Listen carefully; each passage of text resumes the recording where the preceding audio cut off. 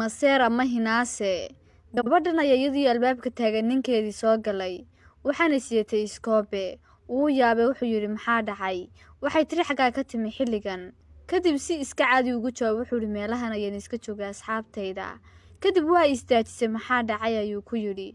Waxay tiri waxaan rabaa ina i furtid. Wuxuu yiri kuma furaayo. Isagoo la yaabay arrintaasi. Ma ku furaayo ayuu ugu celiyay. Waxay tiri istaag. Waxaan rabaa inay furtid anigu kuma rabo. Balse hadalkii waa ay ka diiday wuxuu yiri waan ku caawinayaa.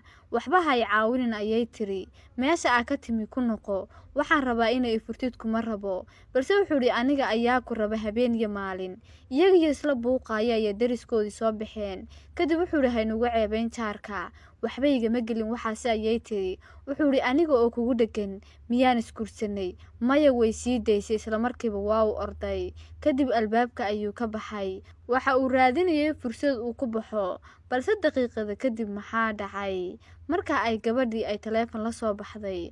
Waxaanay qaraacday ninkeedii. Kaasi oo hoos taagnaa. Waxa uu soo dhacay taleefankiisii. Isagoo asxaabtiisa la sheekaysanaya. Markuu arkay in xaaskiisii tahay ayuu ka qabtay. Kadib waxay ku tiri qeydii waan diyaariyay soo bax. Isna haya ayuu yiri waa mahadsan tahay. Waxaana u muuqataa inuu khilaafkii ama isjiidadkii dhamaaday. Kadib way u yaadhay isna uu soo macasalaamay asxaabtiisii.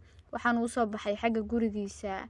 Waxa uu yiri nabadgeliyo. Waxa uu soo noqday gurigiisii. Xaaskiisii oo iska caadi oo aan cadhaysnayn. Waxaanay fariintana diraysaa maseerku inaanu ahayn meesha ugu dambeysay ku kala tagi karaan dadku.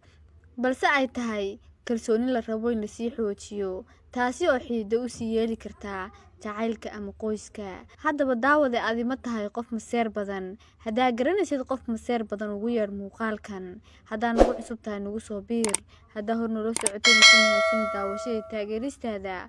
Muuqaalkana sii share gareys dad badan u gaaro. Mahadsanid. Si fudud ku hel internetkaaga haddaad isticmaashid daatada Samtel adigoo gurigaaga jooga waliba simkaarka Samtelsha aan lacag kugu jirin. Haddaba sideed ku helaysaa? Halkii aad ka raadin jirtay dukaanka xaafadda oo laga yaabo inuu xidhnaado ama aad raadin jirtay barta kugu dhow aad ka heli kartid shirkadda Samtel. Waxaan kugu bushaaraynaynaa adigoo gurigaaga jooga waliba aanay simkaarkaaga Samtelsha lacag ku jirin inaad heli kartid internetkaaga Samtelsha. Haddaba sideed ku helaysaa? Waxa soo garaacaysaa ama aad wacaysaa taleefanka halkaaga muuqda ee Telesomta adigoo wacaya amaba u diraya fariin qoraal taasi oo ah waxaan rabaa internetka Samtel. Kadib lacagta shilin Soomaalilandka ayaad ku diraysaa lambarkaasi waxaana lagu fududeeynayaa daqiiqado gudahood inaad heshid internetkaaga Samtelsha adigoo walibana gurigaaga jooga.